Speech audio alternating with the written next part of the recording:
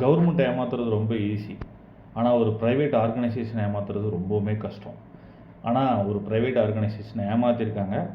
அதுவும் சின்ன ப்ரைவேட் ஆர்கனைசேஷனில் ரொம்ப பெருசு திருப்பதி தேவஸ்தானம் டெம்பிள் தான்.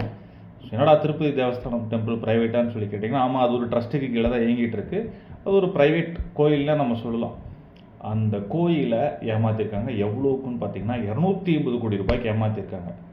கொஞ்ச நாளைக்கு முன்னாடி எல்லாத்துக்கும் ஞாபகம் இருக்கும், திருப்பதி தேவஸ்தானம் டெம்பிளில் லட்டு செய்கிறதுல முறைகேடுகள் ஏற்பட்டிருக்கு. அதுங்க சப்ளை பண்ணுற நெய் வந்துட்டு தரமற்றதாக இருக்குது, நெய் வந்துட்டு கெமிக்கலாகவும் இருக்குதுங்கிற மாதிரி ஒரு நியூஸஸ் போயிட்டு இருந்துச்சு. அதில் தமிழ்நாட்டு கம்பெனிகள் ஒரு சில பேருடைய பேர்களும் அடிபட்டுச்சு. ஆனால் இன்றைக்கி அந்த நியூஸ் என்ன நிலைமையில் இருக்குதுன்னு பார்த்தீங்கன்னா, அந்த திருப்பதி தேவஸ்தானம் டெம்பிளுக்கு நெய் சப்ளை பண்ண ஒரு கம்பெனியை பிடிச்சிருக்காங்க. போலே பாபா ஆர்கானிக் டைரி கம்பெனின்னு. எங்கே இருக்குன்னா உத்தரகண்ட் மாநிலத்தில் இருக்குது. இதில் என்ன கூத்துன்னா, அவங்க சப்ளை பண்ணது நெய்யே கிடையாதுங்கிறது கூட ஒரு பிரச்சனை இல்லை. ஆனால் அந்த கம்பெனி இது வரைக்கும் யார்கிட்டையும் பாலும் வாங்கினதில்லை, நெய்யும் வாங்கினதில்லைங்கிறது தான் பிரச்சனையே. ஏன்னா ஜிஎஸ்டி பில் இதெல்லாமே சப்மிட் பண்ணுவாங்க, அதை கிராஸ் வெரிஃபிகேஷன்ஸ் எல்லாம் நடக்கும். அதை எல்லாத்தையுமே பண்ணியிருக்காங்க. இத்தனைக்கும் அந்த கம்பெனி பிளாக் லிஸ்ட்டும் செய்யப்பட்டிருக்கு. ஓகேங்களா? பிளாக் லிஸ்ட்டு செய்யப்பட்டாலும் அந்த கம்பெனிக்கிட்டேருந்து திருப்பதி தேவஸ்தானம் டெம்பிள் திருப்பி நெய் வாங்கிட்டு இருந்திருக்காங்க. எங்கெங்கெல்லாம் முறைகேடு ஏற்பட்டுருச்சுங்கிறது யாருக்குமே தெரியல.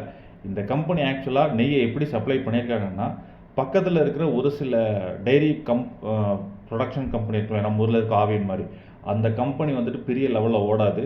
இல்லை அங்கே செய்கிற நெய் வந்துட்டு சுகாதாரமற்ற முறையில் இருக்கும்.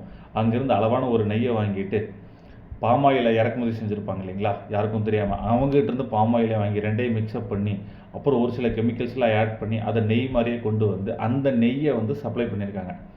அந்த நெய்க்கு டெஸ்ட்டு வைப்பாங்க, குவாலிட்டி டெஸ்ட்னு ஒன்று வைப்பாங்க. ஏன்னா தேவஸ்தானமில் திருப்பதினாலே லட்டு தான் ஃபேமஸ். அந்த லட்டு செய்கிறதுக்குன்னு வாங்கக்கூடிய நெய்யை கண்டிப்பாக லேப் டெஸ்ட்டுக்குன்னு அனுப்புவாங்க. அந்த லேப் டெஸ்ட்லேயும் அது பாஸ் பண்ணியிருக்குங்கிறது தான் பிரச்சனைங்க. ஸோ இந்த திருப்பதி தேவஸ்தானத்தோடைய நெய் வந்துட்டு இனி எவ்வளோ தூரத்துக்கு போகும்னு தெரியல, எவ்வளோ தூரத்துக்கு ஒழுகி எங்கெங்கெல்லாம் கரை படிஞ்சிருக்குங்கிறதும் தெரியல. இந்த நியூஸ் ஃபுல்லாக முடிஞ்சால் தான் நமக்கு தெரியும். ஸோ அது வரைக்கும் ஸ்டே டியூன்ட் ஃபார் இட்.